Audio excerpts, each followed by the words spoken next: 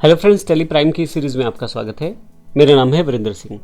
पिछले सेशन में हमने देखा हमने किस प्रकार से स्टॉक्स क्रिएशन के लिए सबसे पहले हमने यूनिट क्रिएट किया है, यूनिट ऑफ मेजरमेंट से, जिसमें अपने यूनिट को हमने पीसीस बताया है। आप अपना बिजनेस जिस तरह से भी करते हैं या जिस तरह से आपके क्लाइंट या कस्टमर बिजनेस करते हैं उस तरह की यूनिट आप टेली में डिसाइड कर सकते हैं।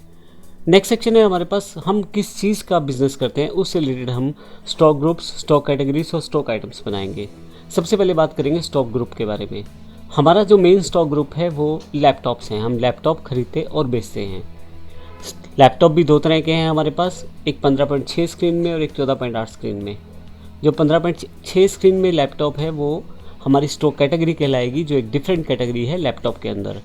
इसी तरह से 14.8 जो स्क्रीन कहलाएगी वो एक अलग स्क्रीन कैटेगरी कहलाएगी जो कि लैपटॉप्स के अंतर्गत है। इसी तरह से स्टॉक आइटम्स हमारे पास अवेलेबल हैं।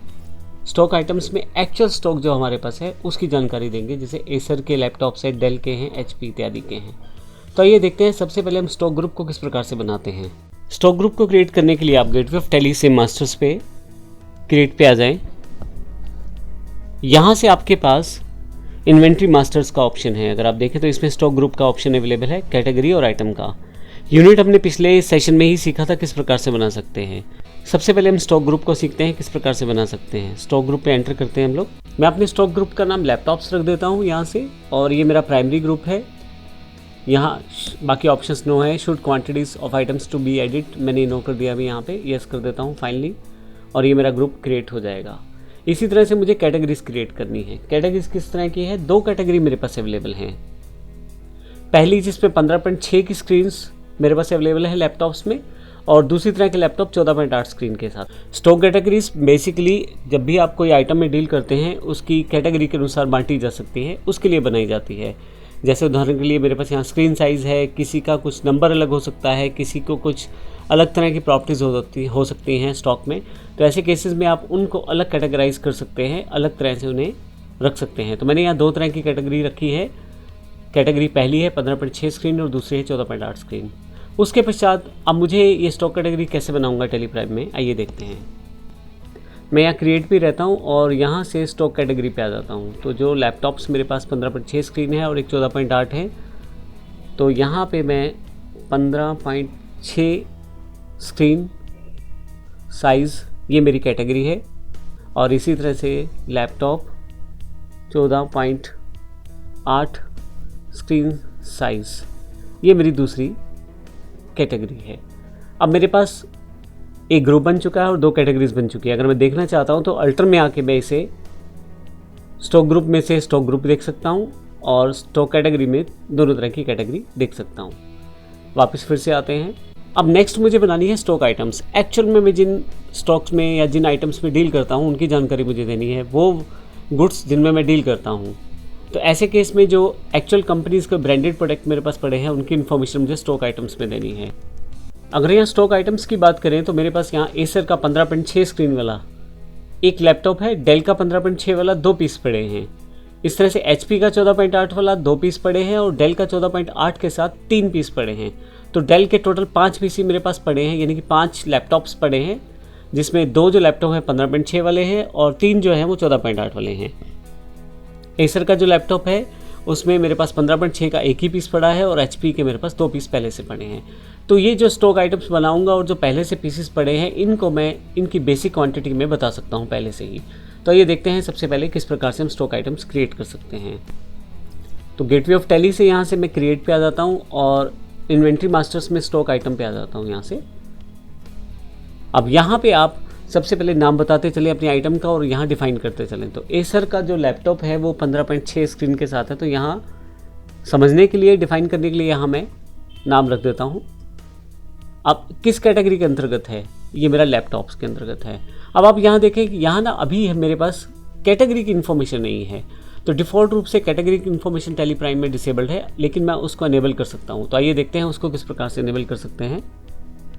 इसके लिए सबसे पहले मैं कॉन्फ़िगर यानी कि F12 दबा देता हूँ, तो कॉन्फ़िगर का स्क्रीन ऑप्शन अवेलेबल हो जाएगा आपके पास। यहाँ कॉन्फ़िगरेशन में मेरे पास इन्वेंट्री डिटेल्स है। हालांकि देखें अभी भी यहाँ पे स्टॉक कैटेगरी के ऑप्शन अवेलेबल नहीं है, तो ऐसे केस में मैं शो मोर कॉन्फ़िगरेशन पे यस कर देता हूँ।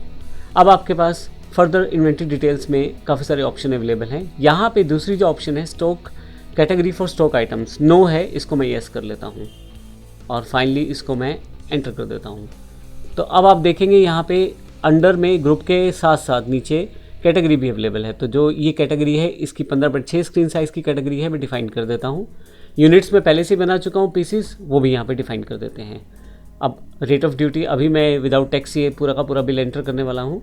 ओपनिंग बैलेंस कितना है, तो मैंने आपको बताया था एक पीस मेरे पास पहले से पड़ा है। अगर आप रेट डिफाइन करना चाहते हैं तो यहाँ रेट डिफाइन कर सकते हैं, अन्यथा मैं यहाँ पे इसे खाली छोड़ देता हूँ। डेल 15.6 वाले जो स्क्रीन साइज़ के लैपटॉप है वो मेरे पास 2 पीस पड़े हुए हैं, तो उनकी मैं यहाँ एंट्री कर देता हूँ। सिर्फ समझने के लिए मैं यहाँ पे ये चीज़ें इन्फॉर्मेशन एक्स्ट्रा लिख रहा हूँ यहाँ पे। तो यहाँ से अंडर ये लैपटॉप ग्रुप्स के अंतर्गत आएगा और कैटेगरी जो रहेगी ये 15.6 स्क्रीन साइज़ के साथ रहेगा और पीसीज में इन्फॉर्मेशन यहाँ पे आ जाएगी। फाइनली रेट ऑफ ड्यूटी नहीं है यहाँ पे। क्वांटिटी जो है इसकी मेरे पास 2 पीस पहले से पड़े हैं, तो मैं यहाँ 2 टाइप कर देता हूँ। आप रेट प्राइस दे सकते हैं, लेकिन अभी मैं इसको खाली छोड़ रहा हूँ, यस कर देता हूँ। नेक्स्ट आइटम जो मुझे बनानी है वो HP 14.8 स्क्रीन के साथ जो लैपटॉप पड़ा है वो आइटम है। तो HP लैपटॉप 14.8 मैं एंटर कर देता हूँ। फिर से प्राइमरी में लैपटॉप्स हैं और ये जो कैटेगरी है 14.8 वाली है, तो मैं ये सिलेक्ट कर लेता हूँ पीसीज।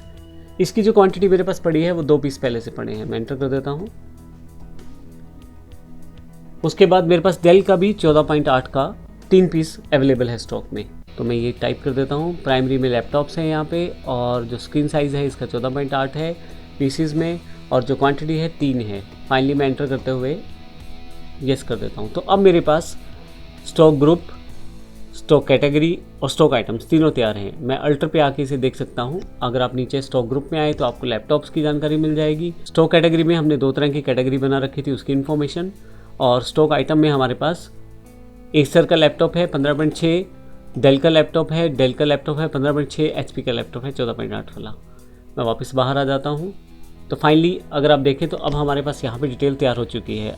मेरे पास कितने मॉडल के कितने लैपटॉप पड़े हैं ये सारी जानकारी मैं स्टॉक समरी से देख सकता हूँ। गेटवे ऑफ टैली से आप स्टॉक समरी को सिलेक्ट करें और यहाँ पे अभी ब्लैंक स्क्रीन है, लेकिन यहाँ से मैं राइट हैंड साइड से स्टॉक ग्रुप का ऑप्शन सेलेक्ट कर लेता हूँ।